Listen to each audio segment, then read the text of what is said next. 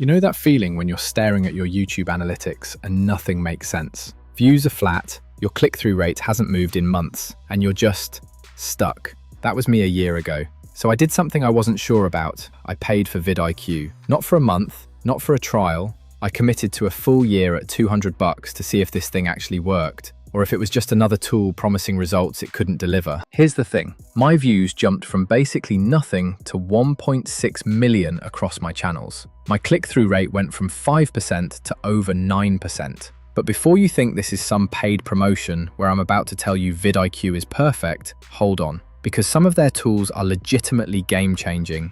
I'm going to walk you through exactly what worked, what didn't, and whether spending that money was actually worth it. Let's start with how you actually use this thing. You connect your Google account, link your YouTube channel, and you're in. The dashboard opens up, and honestly, the first time I saw it, I felt overwhelmed. There's a ton of options. Optimize, discover, create, AI coach. It's a lot. But here's what I learned pretty quickly. You don't need to use everything. In fact, most of it you shouldn't even bother with. The Optimize tab is where vidIQ scans your titles and thumbnails using AI and rates them. Sounds useful, right? It kind of is, but with a catch. It'll tell you your thumbnail has visual harmony or your title matches the topic, which is helpful feedback when you're starting out. But here's where it gets weird. I had a video called "Everyone is Wrong About the Canon PowerShot V1." Solid title, emotional, controversial, makes you curious. vidIQ said it was weak and recommended I change it to "The Canon PowerShot V1, Myths, Misconceptions, and the Truth." That title is way too long, it's boring, it sounds like a research paper.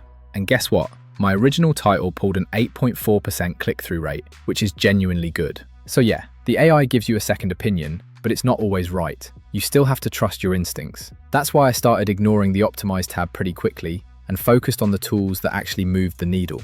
The first one is the Outlier tool. This thing scans YouTube for any topic you search and shows you videos that are performing way above average for their channel size. I typed in photography and it showed me videos doing 19 times, even 100 times better than the channel's usual performance. That's gold. Because if a smaller channel is crushing it with a specific topic, that tells you the demand is there. You're not guessing anymore, you're seeing proof. I used this to find video ideas that had real potential, not just topics I thought might work. But honestly, the real power move is the keyword research tool. This is the one I use for every single video I plan now. Here's how it works. You type in a keyword, could be a product, a service, a trend, and vidIQ shows you three things: search volume, competition, and an overall score. If that score is 65 or higher, you're good to go. Green light. For example, I searched art list AI because I was thinking about doing a video on it.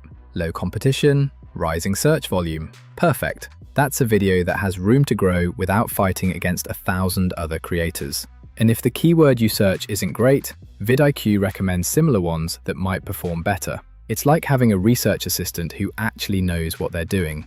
This tool alone changed how I approach content. I'm not just making videos I feel like making anymore.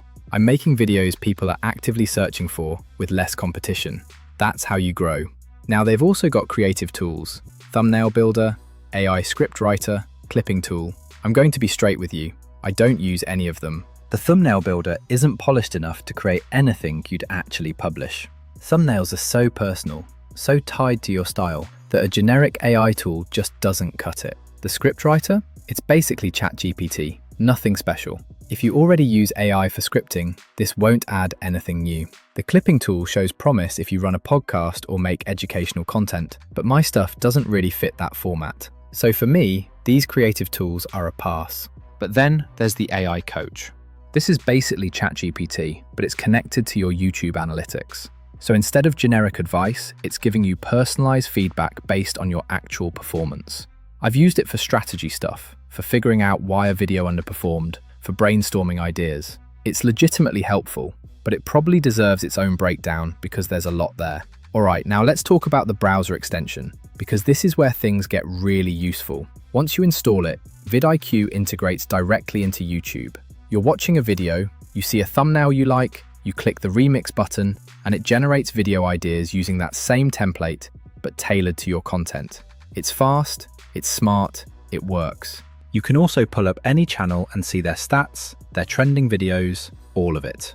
Great for research when you're trying to understand what's working in your niche. And then there's the upload tools. When you're uploading a video, vidIQ is right there in the page. It tests titles, previews your thumbnail, writes an optimized description, and, this is the big one, makes adding tags ridiculously easy with their keyword inspector. Tags are annoying. Nobody likes doing them. vidIQ takes that process from 10 minutes to like 2. Every single upload, I use this. It's saved me hours. So here's the question. Is it actually worth $200 a year? Let's do the math. If your RPM is around $5, meaning you earn $5 for every 1,000 views, vidIQ only needs to increase your yearly views by 30,000 to pay for itself. That's it. In my case, my views grew 140 to 200% over the past year. I hit 1.6 million views. My click-through rate went from 5% to over 9%. Those aren't hypothetical numbers. That's real growth. Would I have gotten there without vidIQ? Maybe eventually, but it sped things up. It gave me clarity. It took the guesswork out of topics and keywords and let me focus on actually making good videos. Now, I'm not saying you need to drop $200 today, but if you're serious about growing your channel and you're tired of throwing content at the wall hoping something sticks, this is one of the few tools that actually delivers. The keyword research alone is worth it. Everything else is just a bonus.